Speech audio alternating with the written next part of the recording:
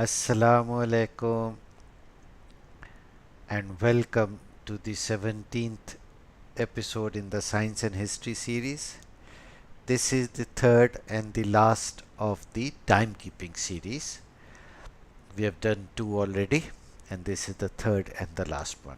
Thank you very much, everyone, for watching and for providing your comments and feedback. It has been great. Thank you. For most of human history, time wasn't something we read on a device. It was something we observed. The sun's rising and setting, the moon's steady phases, the passing of seasons. These were the world's first clocks. But as societies grew, trade expanded, and navigation became bolder, our need to measure time became sharper and more precise.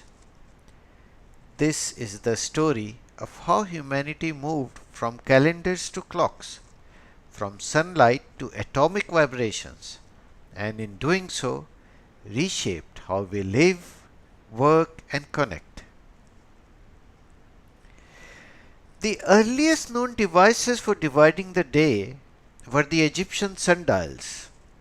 Around 1500 BCE, a simple upright stick or gnomon cast a shadow that moved with the sun. By marking the ground, Egyptians could divide daylight into regular intervals, using the sun itself as their cosmic clock. But of course, this worked only during the day. Then, around 1400 BCE, Egyptians developed the clepsydra, a water clock, one of the first tools to measure time without sunlight. Water dripped at a steady rate. Markings on the inside indicated hours, sort of.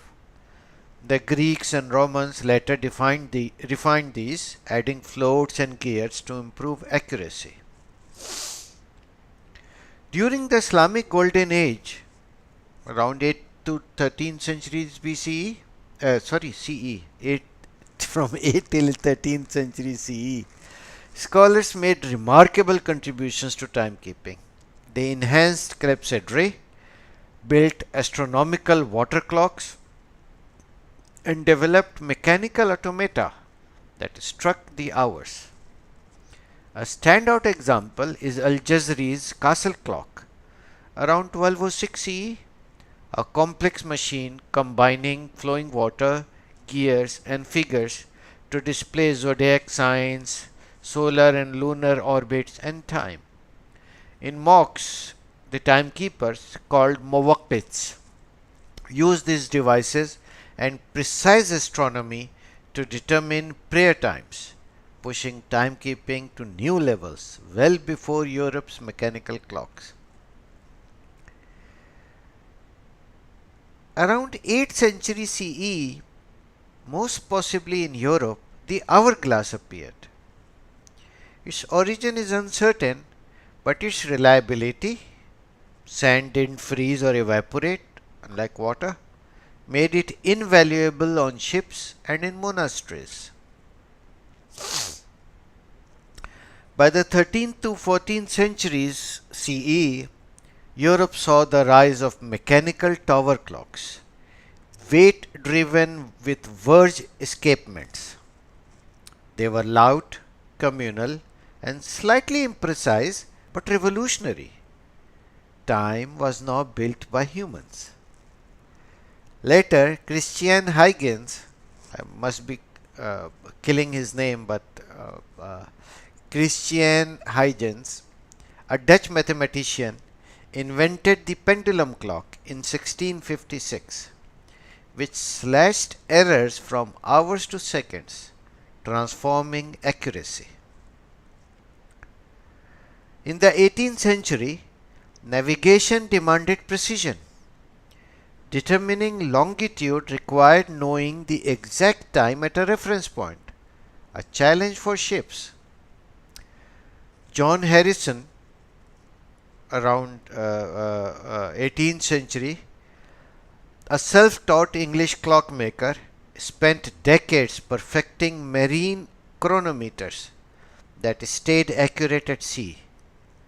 His work solved the longitude problem and changed global navigation.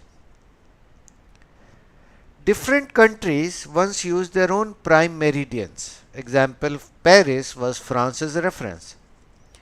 In 1884, an international conference chose Greenwich in UK at 0 degree longitude, making Greenwich Mean Time (GMT) the global standard.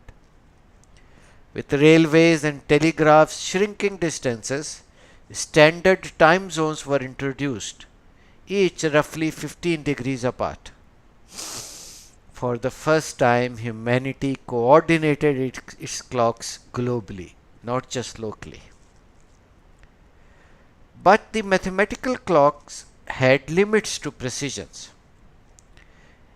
In 1949, the first atomic clock was built.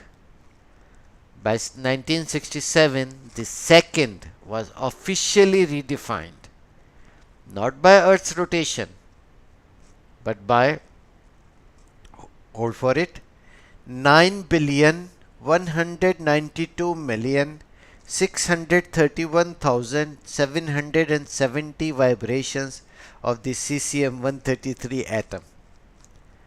Time was now measured by the laws of physics, not celestial motion. Today, GPS satellites carry atomic clocks and broadcast precise signals. Your phone and network devices use them to calculate position and auto-synchronize time.